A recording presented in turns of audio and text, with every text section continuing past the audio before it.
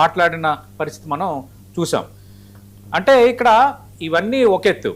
ఇప్పుడు ఇంకో కొత్త అనుమానాన్ని ఏం వ్యక్తం పరుస్తున్నారు, ఒకరిద్దరు అంటున్నారు. అంటే నెక్స్ట్ ఎన్నికల్లో బీఆర్ఎస్ బీజేపీ పవన్ కలుస్తారు, ఇక్కడ జనసేన కలుస్తుందని ఒక కొత్త వాదాన్ని తెర ముందుకు తెచ్చారు. అంటే రాజకీయాలు అంటారు కదా, రాజకీయాల్లో శాశ్వత మిత్రులు ఉండరు, శాశ్వత శత్రువులు ఉండరు. ఎక్కడైనా ఏదైనా జరగచ్చు. ఎందుకంటే ముఫ్తీ మహమ్మద్ పార్టీ పీడీపీతో భారతీయ జనతా పార్టీ ఒకప్పుడు సపోర్ట్ చేసుకుంది. బీహార్లో జేడీయూతో ఒకప్పుడు విభేదించిన భారతీయ జనతా పార్టీ వాళ్ళు మళ్ళీ కలిశారు. అంతకుముందు మమతా బెనర్జీ ఎన్డీఏలో ఉంది, అదే మమతా బెనర్జీ ఇప్పుడు బిగ్ టార్గెట్ అయింది భారతీయ జనతా పార్టీకి. అంటే రాజకీయంగా ఎవరు ఎప్పుడు కలుస్తారు, ఎవరు ఎప్పుడు విడిపోతారు అనేది మనం చెప్పలేం. ఇప్పుడు గతంలో ఎన్డీఏకి సంబంధించి మనం చూస్తే చంద్రబాబు నాయుడు ఎన్డీఏ కన్వీనర్గా చక్రం తిప్పారు. 2004 ఎన్నికల్లో ఓడిపోయేసరికి భారతీయ జనతా పార్టీ తీరుని ఆయన తప్పుపడుతూ రాజకీయం చేశారు. ఆ తర్వాత వేరే 2014 ఎన్నికలకు వచ్చేసరికి అదే బీజేపీ, జనసేన, టీడీపీ ఆంధ్రప్రదేశ్లో కూటమి కట్టే. మళ్ళీ అక్కడ 3 సంవత్సరాలు 9 నెలల తర్వాత బయటకు వచ్చిన తర్వాత చంద్రబాబు నాయుడు మోడీ పై కానీ లేదంటే ఎన్డీఏ తీరుపై కానీ ఆంధ్రప్రదేశ్కి అన్యాయం చేస్తుందని కొన్ని వ్యాఖ్యలు చేశారు. ఇక కలవరం అనుకున్నారు అందరూ.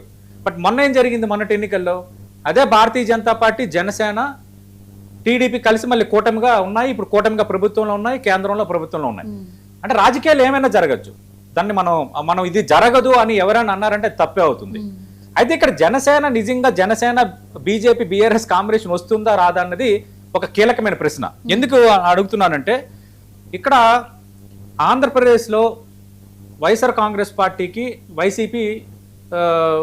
వైఎస్ఆర్ కాంగ్రెస్ పార్టీ అటు టీడీపీకి జనసేనకి ప్రత్యర్థిగా ఉంది క్లియర్ కట్ గా. బట్ వేరే వైఎస్ఆర్ కాంగ్రెస్ పార్టీకి బీఆర్ఎస్ మధ్య సత్సంబంధాలు ఉన్నాయి అంటే రాజకీయంగా. ఎందుకంటే కేసీఆర్ ఇక్కడ సీఎం గా ఉన్నప్పుడు, లేదంటే అక్కడ జగన్మోహన్ రెడ్డి సీఎం ఉన్నప్పుడు ఉన్న ఒక సయోజ్యమైన వాతావరణం, కొన్ని విషయాల్లో ఒకరికొకరు సపోర్ట్ చేసుకున్న విధానం ఉంది రాజకీయంగా. అది తప్పేం కాదు. అలాంటి నేపథ్యం ఉన్న బీఆర్ఎస్ ని చంద్రబాబు అంటే టీడీపీకి బీఆర్ఎస్ కి మధ్య కొంత రాజకీయ ప్రతికూలత ఉంది రెండు పార్టీల మధ్య. గతంలో జరిగిన పరిణామాలు ఇప్పటికి కూడా బీఆర్ఎస్ వర్సెస్ టీడీపీ అంటే కొంత విభజనకి ముందు 2009లో కూటమిగా పోటీ చేశారు, కానీ విభజన తర్వాత టీడీపీ బీఆర్ఎస్ మధ్య బచ్చగడ్డేస్తే బగ్గుమనే వాతావరణం, రాజకీయ వాతావరణం కంటిన్యూ అవుతుంది. అది వాళ్ళ ఎజెండా కావచ్చు, వాళ్ళ వ్యూహం కావచ్చు, వాళ్ళ సిద్ధాంతం కావచ్చు, తప్పపడట్లేదు.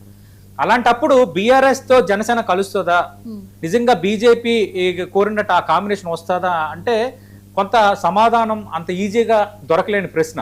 ఒకవేళ అదే జరిగితే అంటే బీఆర్ఎస్ తో కనుక జనసేన కలిస్తే అక్కడ కూటమి విషయంలో ప్రజలు ఏ విధంగా రెస్పాండ్ అవుతారు, బీఆర్ఎస్ కు స్నేహితుడిగా ఉన్న జగన్మోహన్ రెడ్డి కానీ వైఎస్ఆర్ కాంగ్రెస్ పార్టీ కానీ ఏ విధంగా దీనిపై రెస్పాండ్ అవుద్ది అన్నది ఒక కీలకమైన రాజకీయ అంశమే. ఎందుకంటే నిన్న ఇక్కడ పవన్ కళ్యాణ్ బీఆర్ఎస్ బీజేపీని కామెంట్ చేయలేదు అన్నారు. సో నిజంగా అంటే అందరూ కూడా చాలా మంది ఏం ఎక్స్పెక్ట్ చేస్తున్నారు, ఇదేదో పెద్ద రాజకీయ వ్యూహం అనే అనుకుంటున్నారు అందరూ కూడా. అవును, అంటే ఇక్కడ రాజకీయ వ్యూహం ఏమి లేదు. ఎందుకంటే ఇప్పుడు పవన్ రాకని, పవన్ వ్యవహారాన్ని అక్కడ భారతీయ జనతా పార్టీ తెలంగాణ నేతలు ఎవరు తప్పు పట్టలేదు, అక్కడ ఇష్యూ లేదు, ఆయన వాళ్ళ మీద మాట్లాడలేదు.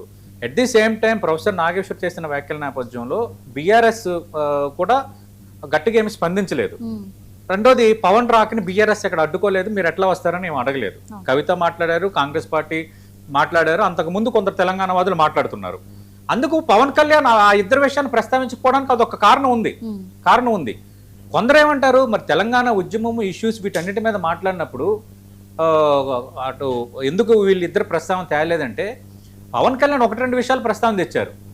ఏమన్నారు అంటే ఇక్కడ తెలంగాణలో బీఆర్ఎస్ పార్టీ జాతీయ పార్టీగా మారింది, మహారాష్ట్రలో శాఖ పెట్టలేదు, ర్యాలీ చేయలేదు, ఆంధ్రప్రదేశ్లో శాఖ పెట్టలేదు అని ఈ అంశాలను ప్రస్తావించారు ఆయన. కానీ ఎక్కడ కూడా వాళ్ళని పరుషంగా మాట్లాడలేదు. ఎక్కడ బీజేపీ బీఆర్ఎస్ తో మాట్లాడలేదు. కాబట్టి దీని వెనక ఏదో ఒక రాజకీయం ఉందన్న చర్చ 2 రాష్ట్రాల్లో స్టార్ట్ అయిపోయింది. త్వరలో బీజేపీ డైరెక్షన్ లో బీఆర్ఎస్ జనసేన కలిసి పోటీ చేస్తాయి అన్న ఒక వాదనని కొందరు తెర ముందుకు తెచ్చేశారు. ఈ తెచ్చేసిన నేపథ్యాన్ని దేనికి లింక్ చేశారు, కేటీఆర్ కూడా సాఫ్ట్ గా మాట్లాడాడు, పవన్ కళ్యాణ్ కూడా కేటీఆర్ పట్ల సాఫ్ట్ గా రెస్పాండ్ అయ్యాడు అని పెట్టారు.